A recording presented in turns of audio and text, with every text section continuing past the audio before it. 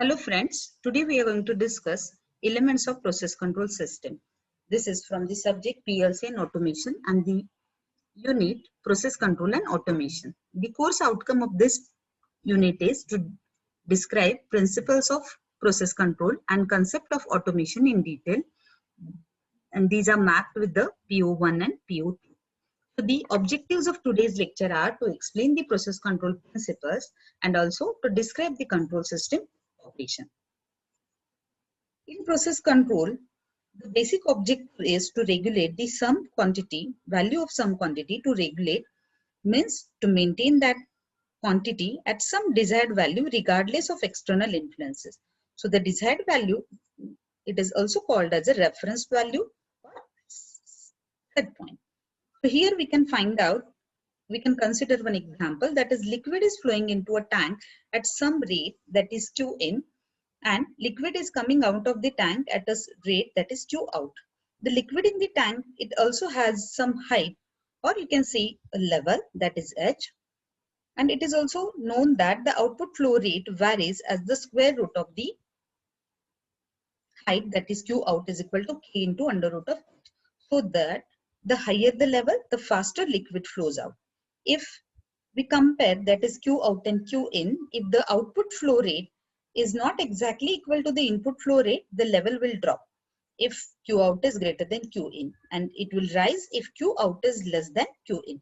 So the whole process, you can say that it is a self-regulation, and this process has a property called as a self-regulation. This means that for some input flow rate, the liquid height will rise until it reaches a height for which the output flow rate matches the input flow rate.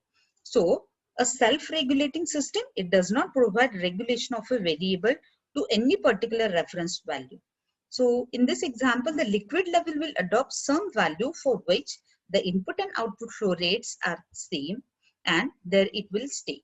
But if the input flow rate change, then the level would also change. So it is not a regulated to a reference value.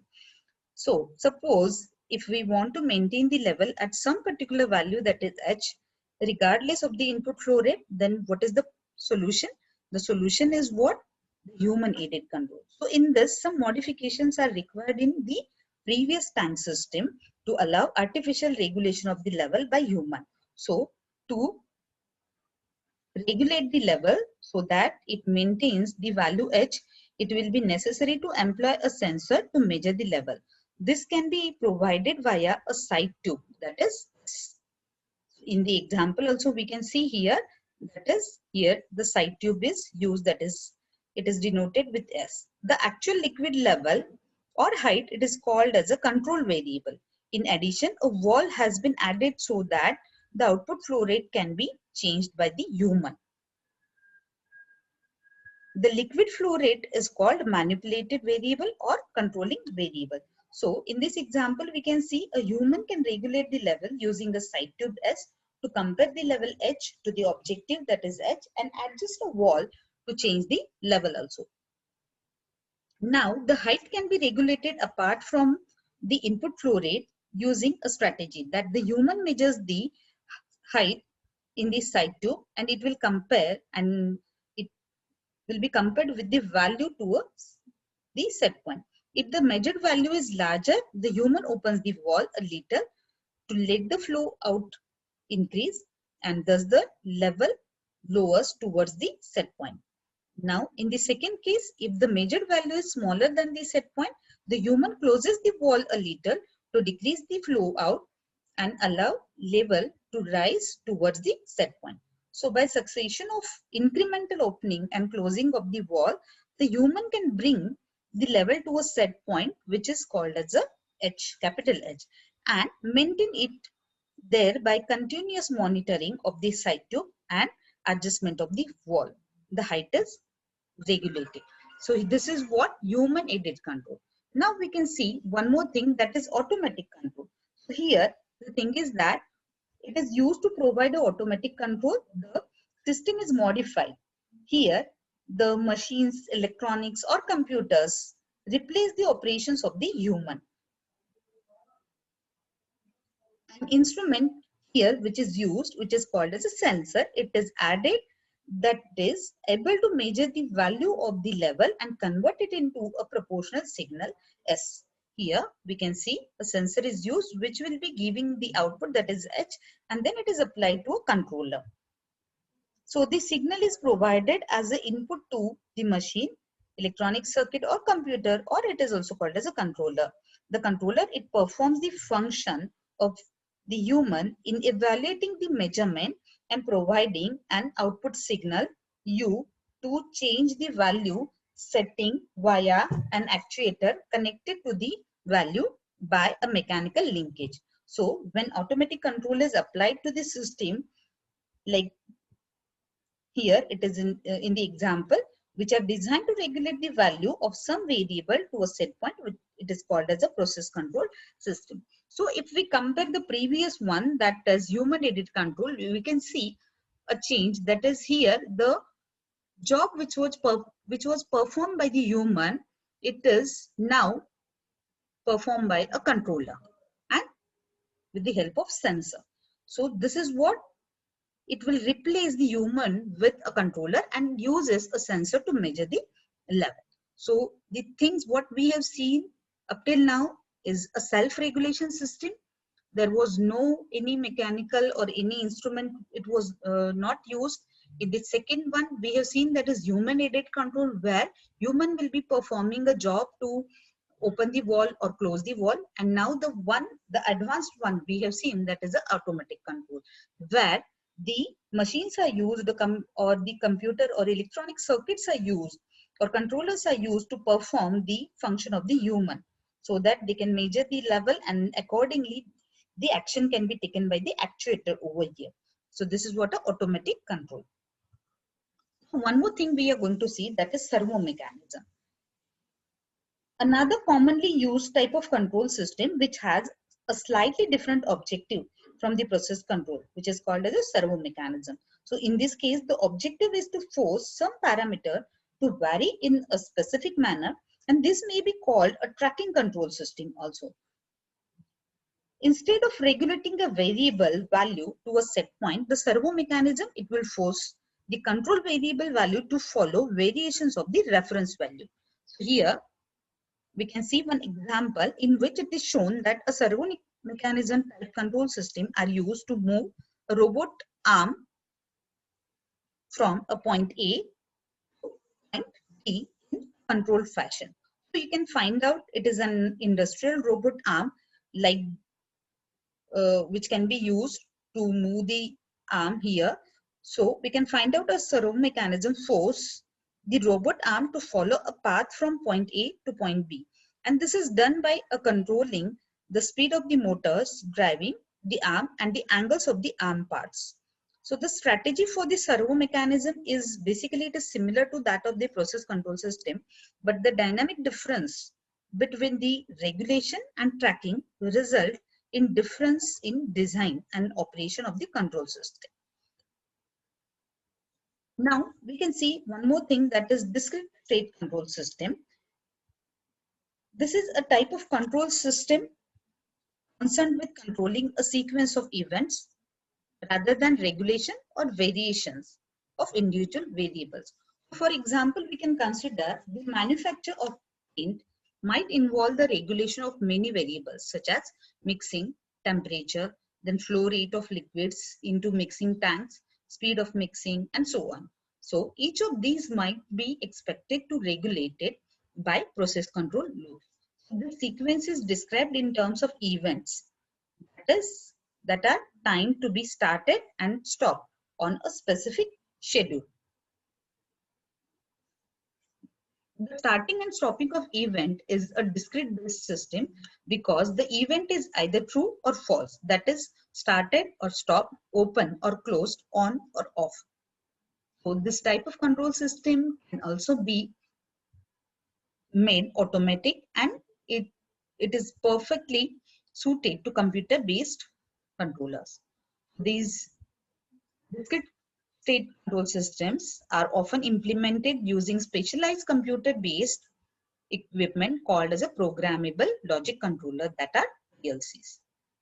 Now the most important thing we are going to discuss, that are the elements of process control system. So basically, to provide a practical working description of a process control system, it is very useful to describe the elements and also the operations which are involved in more generic terms. So here we are going to consider a model which may be constructed using a blocks to represent each distinctive elements. So the characteristic of control operation then may be developed from a consideration of the properties and interfacing of these elements also. So the elements of process control systems are defined in terms of separate functional parts of the system. So the first element is process, the second is the measurement, the third element is error detector, and the fourth is controller, and the last that is control element. We are going to discuss one by one. The first one, that is process. Here you can find out in general a process can consist of a complex assembly of phenomena that relate to some manufacturing sequence. Here many variables may be involved in such a process, and it may be desired to control all these variables at a same point. There are single variable processes in which only one variable is to be controlled, as well as multi-level variable processes are there in which many variables, perhaps interrelated, may require regulation. Here also we can find out that the process which is called as this process is also often called as a plant also. Now we can see about the measurement. Clearly, to effect the control of a variable in a process, we must have information about the variable itself. So such information is found by measuring the variable. So in general, a measurement, it refers to the conversion of the variable into some corresponding analog of the variable, such as pneumatic pressure and electrical voltage or current, or digitally encoded signal also. So a sensor is a device that performs the initial measurement and energy conversion of a variable into analogous digital, electrical, or pneumatic information. Further transformation or signal conditioning may be required to complete the measurement function. The result of the measurement is a representation of the variable value in some form required by the other elements in the process control operation. Now the next is the error detector. Here you can find out the difference between the actual level H and the set point H can be deducted in an error. The human looked at the difference here, at the difference between the actual height and set point. This error has both a magnitude and polarity also. So for the automatic control system, this same kind of error determination must be made before any control action can be taken by the controller. Although the error detector is often a physical part of the controller device, it is important to keep a clear distinction between the. Now the next one is very important one, that controller. Here the next step is in the process control sequence is to examine the error and determine what action, if any, should be taken. So this part of the control system has many names such as compensator, filter, or controller also. The most common name is controller. So the evaluation may be performed by an operator, by electronic signal processing, by pneumatic signal processing, or by a computer also. So in modern control system, the operation of the controller are typically performed by the microprocessor based computers. The controllers require an input of both a measured indication of the control variable and a representation of the reference value of the variable expressed in the same terms as the measured value. Now the last element in the control system is control element. So this is the final control element, or this is the final element in the process control operation, is the device that exerts a direct influence on the process. That is, it provides those required changes in the control variable to bring it to the set point. So this element accepts an input from the controller, which is then transformed into the some proportional operation performed on the process. So in the example we have seen, the control element is the valve that adjusts the outflow of fluid from the tank, and this element is also referred as the final control element. So often an intermediate operation is required between the controller output and a final control element. So this operation is referred to as an actuator because it uses the controller signal to actuate the final control element. The actuator, it translates the small energy signal of the controller into a larger energy action on the process. So now here we can find out a block diagram for the process control system. Here we can find out the control variable in the process, which is denoted by the notation that is C in this diagram, and the measured representation of the control variable is labeled as B over here. So here you can find out the control variable set point, which is labeled as R for the reference, and the controller uses the error input to determine an appropriate output signal P, which is provided as an input to the control element. The control element operates on the process by changing the value of the controlling process variable, that is U. Here, the error detector is a subtracting summing point that outputs an error signal, that is E is equal to R minus B, to the controller for the comparison and action. So in this figure, we can find out that is R, that is a reference signal which is given to the summing point over here, subtracting summing point, and then you can find out a feedback which is taken from the block, that is measurement. Okay, so already we have seen the function of each and every block, that is error detector, controller, control element, process, and measurement. So output from the measurement, that is B, it will be subtracted from the reference signal, which will generate an error signal, that is E, and then it is applied to the controller. Depending on the error, the controller will be taking the action and it will be generating the output, that is P, which will be applied to a control element. The control element, it will give the output in terms of U to the process. The action will be taken over here. The output of the process, that is C, it will be given to the measurement, and the same drama will be repeated. So here in the block diagram of the control loop, it defines all the basic elements of and the signals which are involved in this.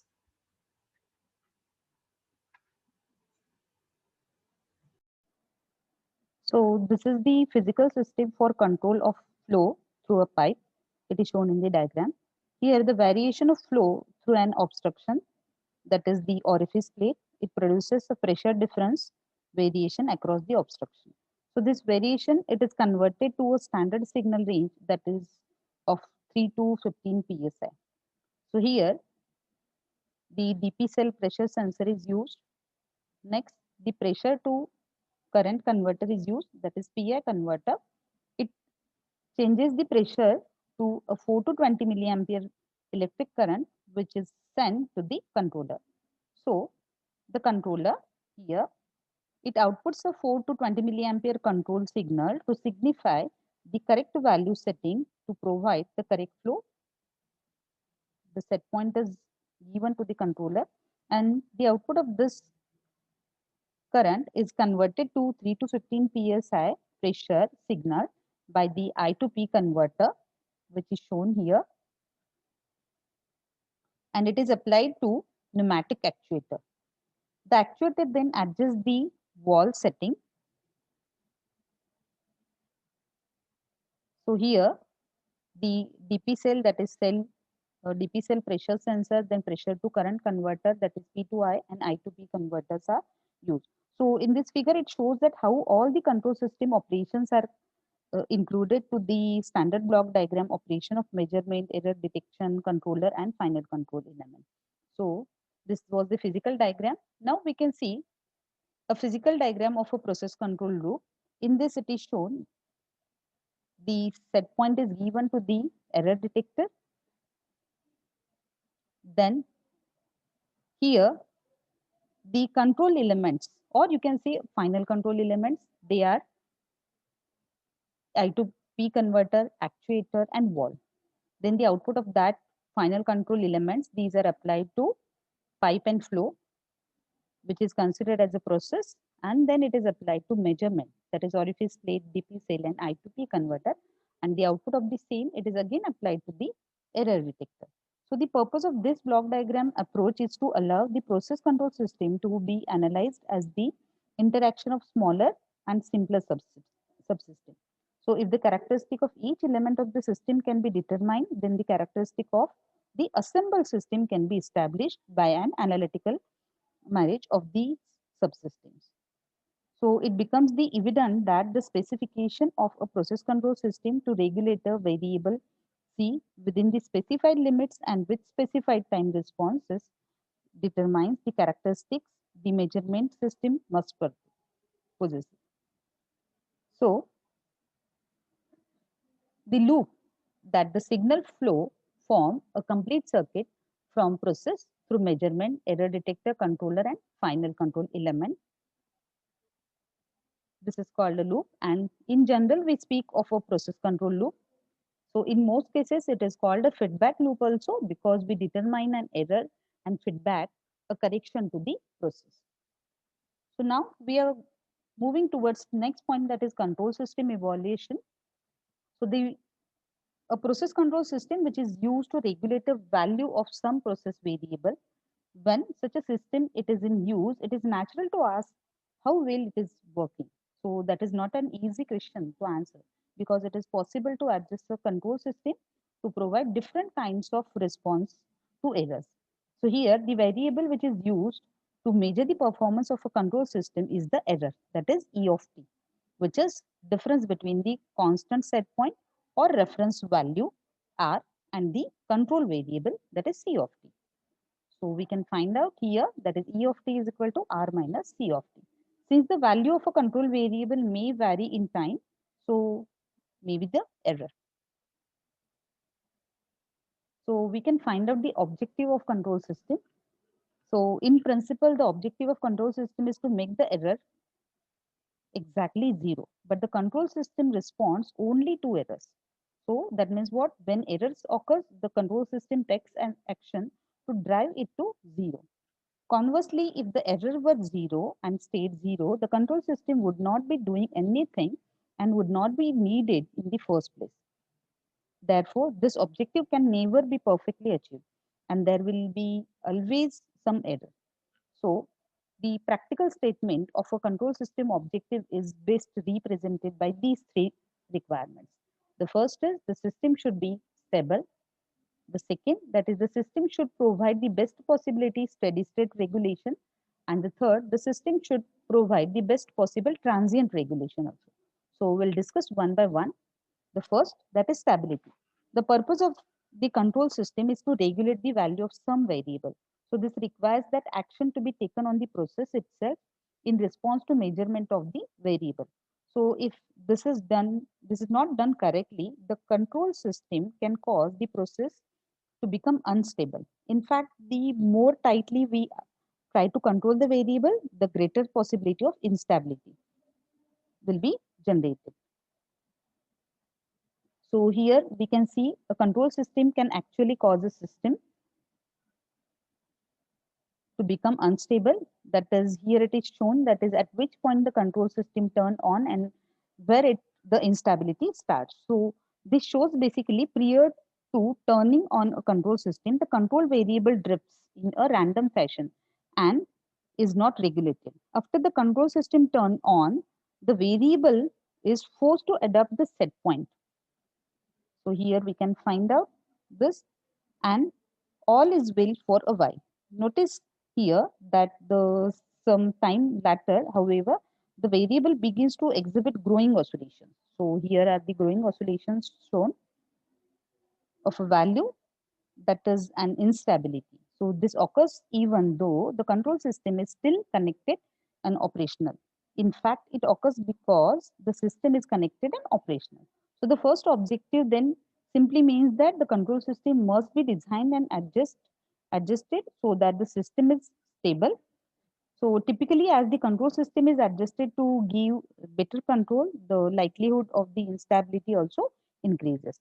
So this is the point at which the control system turn on, and after that for some time it will be stable, and after that again growing oscillations will be generated.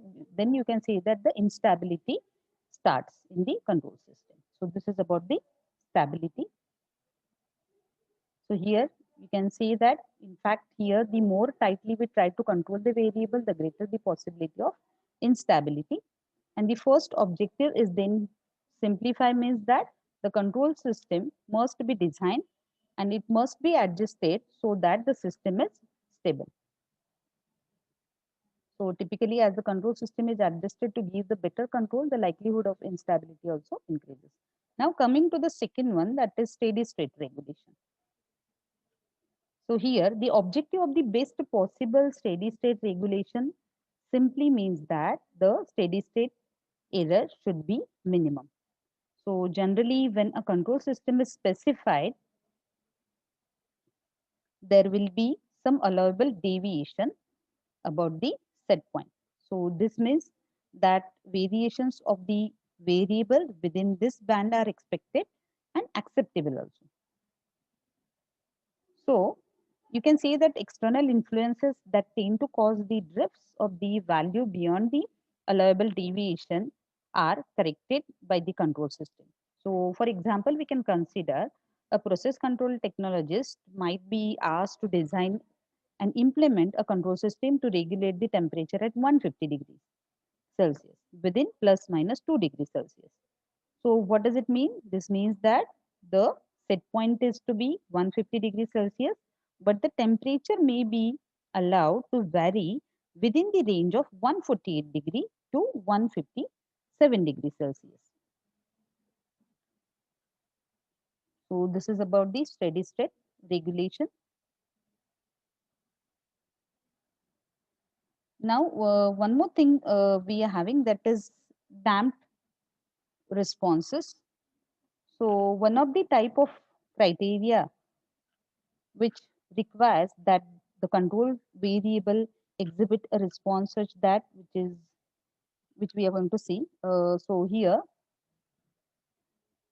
one of the major of the control system performance is how the system responds to changes of set point or a transient disturbance. So it is shown here for excitation of both set point changes and here for the transient also it is shown.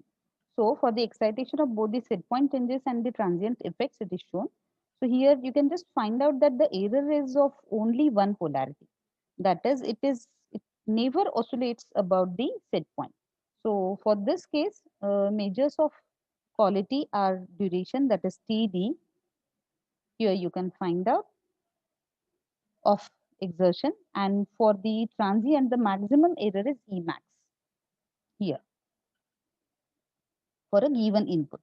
So the duration is usually defined as the time taken for the control variable to go from 10% to 90% of the change following a set point. So here you can find out this is the R old and this is your new set point, that is R new. So how much time it takes, that is delay time, you can consider it as TD. So the duration is usually defined as the time taken for the control variable to go from 10% of the change to the 90% of the change following a set point. So in this case of a transient, the duration is often defined as the time from the start of the disturbance until the control variable is again within 4% of the reference. So the different tuning will provide different values of Emax and TD for the same excitation.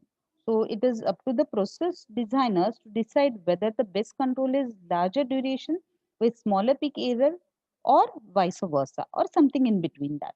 So this is the best example of the measures of control system performance is how the system responds to changes to a set point or a transient disturbance. So here you can find out for the set point changes and transient changes over here. Now, one more thing we are having, that is for the transient regulation also. So if what happens to the value of the control variable when some sudden transient events occurs, so that would otherwise cause a large variation. So here transient regulation, it specifies how the control system reacts to bring the temperature to this new set point also. So this is called as a transient response. Now come to the next one, that is cyclic response. So this is basically another type of criteria applies to those cases in which the responses to the set point change or the transient is shown in the previous diagram. So here you can find out the set point change oscillations are given. Here you can note that the control variable oscillates about the set point, and in this case the parameters of the interest are maximum error, Emax, and the duration, that is 3D, which is also called as the settling time.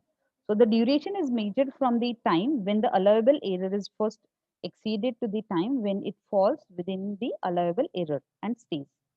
So the nature of the response is modified by adjusting the control loop parameters, which are called tuning. There may be large maximum error but short duration of a long duration with small maximum error and everything in between also. So in cyclic or underdamped response, the variation will exhibit oscillations about the reference value. So you can find out these oscillations over here. So this is what cyclic response. So here the two common types are given, that is minimum area and quarter amplitude. So the nature of the response is modified by adjusting the control loop parameters, which is called as a tuning. So here a number of standard cycling tuning criteria are used. So the two common types are given, that is minimum area and quarter amplitude. So in minimum area, the tuning is adjusted until the net area under the error time curve is minimum. So for the same degree of excitation. And the quarter amplitude criteria, it specifies that the amplitude of each peak of the cyclic response be quarter of the preceding peak, that is A2 is equal to A1 by 4, A3 is equal to A2 by 4, and so on. So in this figure, it is shown that it specifies that the amplitude of each peak of the cyclic response be quarter of the preceding one. So these are the two criteria for judging the quality of the control system responses are the minimum area and the quarter amplitude. So this is for the first, that is for the minimum area, and this is for the quarter amplitude, where A2 is equal to A1 is equal to what?